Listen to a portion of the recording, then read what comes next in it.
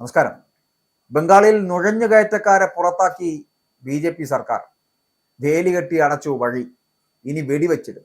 അതാണ് അവസ്ഥ. ബംഗാളിൽ നുഴഞ്ഞുകയറ്റക്കാരെ പുറത്താക്കിക്കൊണ്ട് BJP പുതിയ തന്ത്രം മെനയുകയാണ്. അതിർത്തിയിൽ അതിവേഗത്തിൽ വേലി ഉയരുകയാണ്. വഴിയൊക്കെ വേലി കെട്ടി അടച്ചു കഴിഞ്ഞു. ഇനി ഇതുവഴി നുഴഞ്ഞു കയറിയാൽ വെടിവെച്ചിടും എന്നുള്ളതാണ്.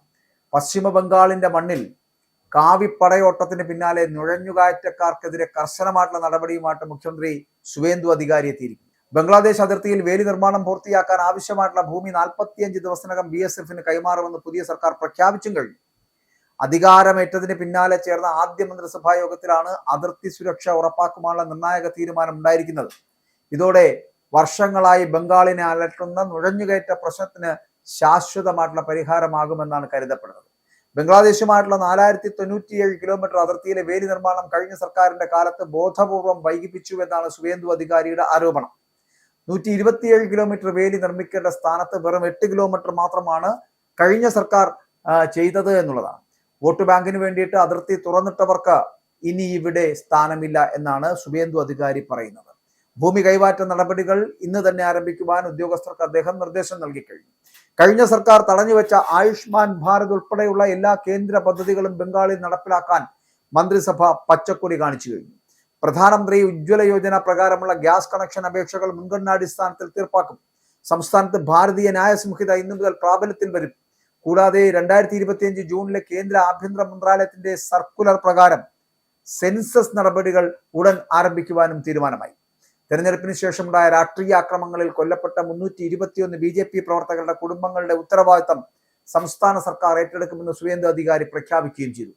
നീതിക്കായി തെരുവിൽ അലഞ്ഞവർക്ക് ആശ്വാസമേകുന്നതാണ് ഈ തീരുമാനം. അക്രമം അഴിച്ചുവിട്ടവർക്കെതിരെ കർശന നടപടി ഉണ്ടാകുമെന്ന മുന്നറിയിപ്പ് കൂടി മുഖ്യമന്ത്രി നൽകിയിരിക്കുന്നു. മന്ത്രിസഭാ യോഗത്തിൽ 5 സുപ്രധാന തീരുമാനങ്ങളാണ് കഴിഞ്ഞ ദിവസം എടുത്തത്. സുവേന്ദു ഉൾപ്പെടെ 5 ക്യാബിനറ്റ് മന്ത്രിമാരും അതിനോടൊപ്പം പങ്കെടുത്തു. ഭരണനിർവഹണം, സുരക്ഷ, ഡബിൾ എഞ്ചിൻ സർക്കാരിനായിട്ടുള്ള റോഡ് മാപ്പ് എന്നിവയായിരിക്കും ഈ സർക്കാർ മുൻഗണന നൽകുകയെന്ന് മുഖ്യമന്ത്രി പ്രസ്താവിച്ചു കഴിഞ്ഞു. സംസ്ഥാനത്തെ വോട്ടർമാർക്കും ഒപ്പം തന്നെ തെരഞ്ഞെടുപ്പ് കമ്മീഷനും ഈ ബൃഹത്തായ തെരഞ്ഞെടുപ്പ് പ്രക്രിയയിൽ ഉൾപ്പെട്ട എല്ലാ ജീവനക്കാർക്കും ആദ്യ മന്ത്രിസഭാ യോഗം നന്ദി പറയുകയും ചെയ്തു. ആയുഷ്മാൻ ഭാരത് പദ്ധതി നടപ്പിലാക്കും. സംസ്ഥാനത്ത് ഇത് നടപ്പിലാക്കാൻ സംസ്ഥാന കേന്ദ്ര സർക്കാരുകൾ ഒരുമിച്ച് പ്രവർത്തിക്കും. പാവപ്പെട്ട കുടുംബങ്ങൾക്ക് പ്രതിവർഷം 5 ലക്ഷം രൂപ വരെയുള്ള ചികിത്സാ സഹായം പണരഹിതമായിട്ട് ലഭ്യമാക്കുന്ന പദ്ധതി കൂടിയാണിത്. കേന്ദ്ര ചട്ടങ്ങൾക്ക് അനുസൃതമായിട്ട് IPS IAS ഉദ്യോഗസ്ഥർക്ക് കേന്ദ്ര പരിശീലന പരിപാടികളിൽ പങ്കെടുക്കുവാനുള്ള അനുമതി അടക്കം നൽകുകയും ചെയ്യും. സുവേന്ദു അധികാരി തകർത്തുവാരുകയാണ് പശ്ചിമ ബംഗാൾ. പുതിയ ക്രിമിനൽ നിയമമായിട്ടുള്ള ഭാരതീയ ന്യായ സംഹിത ഇന്നു മുതൽ സംസ്ഥാനത്ത് പ്രാബല്യത്തിൽ വരും. മുൻപത്തെ സർക്കാർ BNS നടപ്പിലാക്കാതെ ഭരണഘടനാ ലംഘനം നടത്തിയെന്നും IPC CRPC നിയമങ്ങൾ മാത്രമാണ് ഉപയോഗിച്ചിരുന്നത് എന്നും മുഖ്യമന്ത്രി ആരോപിക്കുന്നുണ്ട്. സ്ത്രീ സംവരണം തടയുന്നതിനായിട്ട് മുൻപുണ്ടായിരുന്ന തൃണമൂൽ സർക്കാർ ജനങ്ങളെ വഞ്ചിച്ചുവെന്നും സെൻസസ് നടപടികൾ ബോധപൂർവം വൈകിപ്പിച്ചുവെന്നും സുവേന്ദു അധികാരി ആരോപിക്കുന്നുണ്ട്. എന്നാൽ പുതിയ സർക്കാർ ഇത് സംബന്ധിച്ച സർക്കുലർ ഉടൻ നടപ്പിലാക്കാൻ അനുമതി നൽകി കഴിഞ്ഞു. ബംഗാളിൽ ആദ്യമായിട്ടാണ് BJP അധികാരത്തിൽ വരുന്നത്. നിയമസഭാ തെരഞ്ഞെടുപ്പിൽ ഏകദേശം 293 സീറ്റുകളിൽ 207 മണ്ഡലങ്ങളിലും ജയിച്ചാണ് BJP അധികാരത്തിലെത്തിയിരിക്കുന്നത്.